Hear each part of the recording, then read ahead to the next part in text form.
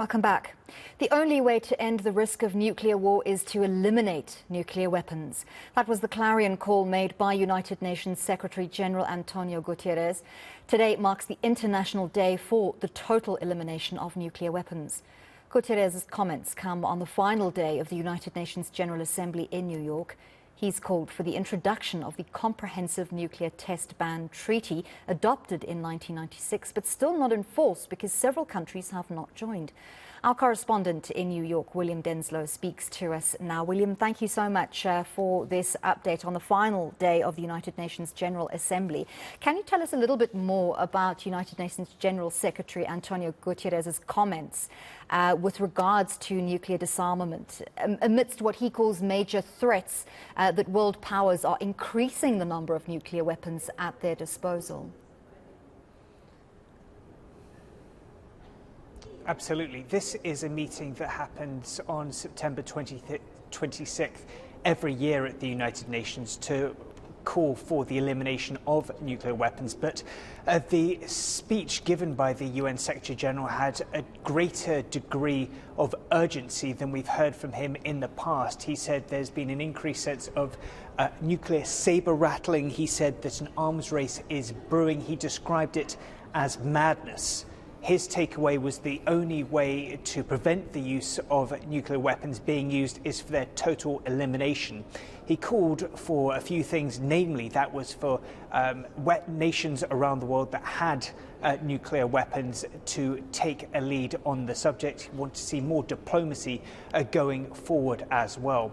We heard that sentiment from a number of nations speaking at this event, including South Africa's representative, that really called out what was described as the hypocrisy of nuclear apartheid. So some very strong messages and real concern at this year's summit to discuss the elimination of nuclear weapons. Especially concerning is the possibility of the use of nuclear weapons by Russia in its invasion of Ukraine. Did that come up specifically in discussions today? Absolutely. That is a huge concern and a major reason why we heard such fiery rhetoric. Of course, it's when it comes to the threat from nuclear weapons, we've seen what's been described as this escalation in the arms race. We've seen a breakdown when it comes to some of the treaties already in place. We're seeing more rhetoric as it pertains to increasing nuclear stockpiles. The Secretary General warning that nations around the world were modernising their nuclear weapons. So very much a sense that things are moving in the wrong direction, this threat of a new Cold War. And it's not just the warning and the threat of nuclear weapons being used in Ukraine, but of course there is also the threat of the targeting of nuclear facilities as well, the Zaporizhzhia nuclear plant in Ukraine that gets so much attention. So the threat of nuclear-related disasters and catastrophes that could have global ramifications very much front and centre this year. What are the comments around what's leading or driving this increase in the number of nuclear weapons and the modernization of those nuclear weapons to allow them to be used more quickly, with more force? What are people speculating is driving that? Well, the Secretary General says it's really an increase in what we're seeing as a multipolar world, nations becoming increasingly divisive.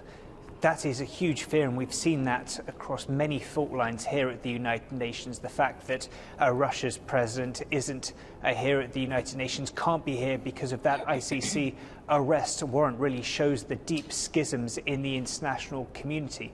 It's not also just the prism of the war in Ukraine that needs to be factored in as well. There's also the increased concerns when it comes to a nuclearized Korean peninsula. We have just today heard from North Korea's representative that warned that this axis between the US, South Korea as well as Japan was what North Korea described as a new Asian NATO, saying that that was creating in itself a new Cold War, saying that the United States had sinister intentions to provoke a nuclear war, especially with its recent actions with regards to its nuclear submarines as well as nuclear bombers being sent to the Korean Peninsula. That is why Pyongyang says it's had to take these steps, arguing once again that this is purely a move for self-protection.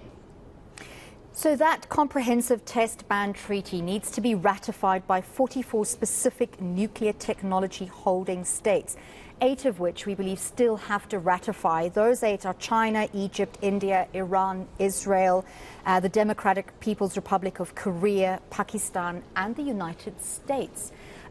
What are the things preventing these 8 countries from ratifying that treaty?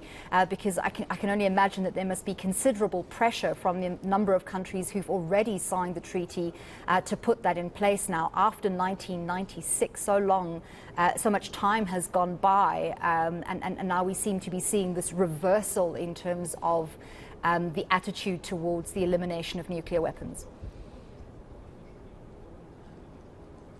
Absolutely, and once again it goes really back to that sense of who is prepared to take the first step, whether any nation is prepared to make a leap of faith. The Secretary General is calling for those nuclear weapon holding powers to be those leaders that the international community so desperately needs. Since the Cold War, we were starting to see a modicum of progress, the United States and Russia putting in place a number of programs when it came to withdrawing their nuclear programs to try and limit testing, things of that nature.